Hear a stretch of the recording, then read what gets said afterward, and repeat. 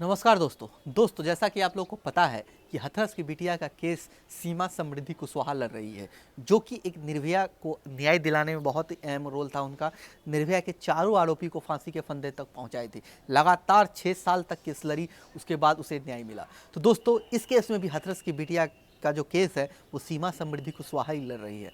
अब हम आपको बताने वाले हैं कि पहली हियरिंग में क्या रखा गया था, क्या सबूत रखे गए थे, क्या अदालत में क्या हुआ था और वकील की क्या बयान आया, यानी सीमा समृद्धि कुशवाहा जी का क्या बयान आया है। मीडिया से बात करते हुए उन्होंने ये कहा था कि कोर्ट में जब चारों को पेश किया गया, चारों पक्ष रखा गया, तो कोर्ट ने सबसे पहले 3 सवाल किए थे प्रशासन से।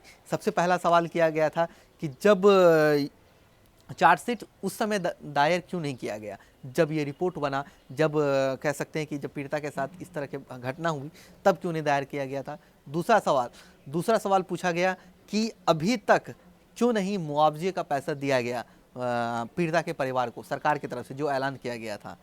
तीसरा सवाल पूछा गया था कि डीएम को क्यों नहीं सस्पेंड किया गया।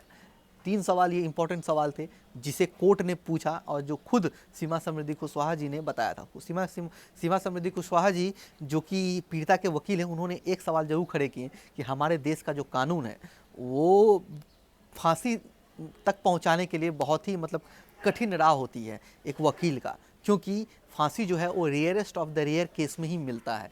यानी कि ऐसा केस जिसे सुन करके, जिसे देख करके दिल दहल जाए, जिस तरह के निर्भया के केस में हुआ था, जिस तरह के इस केस में हुआ। लेकिन इस फांसी तक पहुंचाने के लिए बहुत समय लगता है, बहुत सारे पिटीशन दायर करनी पड़ती है, बहुत सारे रुकावटें आएंगी, इस वजह से बहुत ज़्यादा टाइम लग जाता है। लेकिन इसको बदलने की ज़रूरत है। उन्होंने खुद कहा, जो कि वकील है, उन्होंने खुद कहा कि हमारे देश के कानून में बहुत सारे, कह सकते हैं कि एक चूक है, एक जिसका फ़ायदा अपराधी लोग उठाते हैं, समय मांगते हैं, समय लेते हैं। लेकिन ऐसा नहीं होना चाहिए। कानून को फास्ट ट्रैक पे लाना चाहिए, जो कि जल्दी से जल्दी सुनवाई हो और जल्दी से जल्दी न्याय मिले पीड़िता को।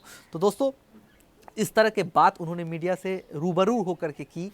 और साथ ही उन्होंने ये भी कहा है कि जिस तरह से हमारे देश की बिटिया मजबूत हो रही है खुद ब खुद, इस तरह से हमारे कानून को भी और भी सशक्त होना चाहिए, हमें और भी मजबूत होना चाहिए, ताकि इस तरह की घटना को दोबारा अंजाम नहीं दिया जाए। हालांकि उन्होंने ये भी कहा है कि मेरी 100-200% मैं लगी रही हूँ कि जिस तरह भी हो उन लोगों को फांसी के फंदे तक पहुंचाया जाए, जिस तरह जितनी सी जल्दी हो उस तरह से फांसी के फंदे तक पहुंचाया जाए। उन्होंने ये भी कहा कि पहला हियरिंग 27 जनवरी को रखा गया है, देखते हैं उसमें क्या होता है।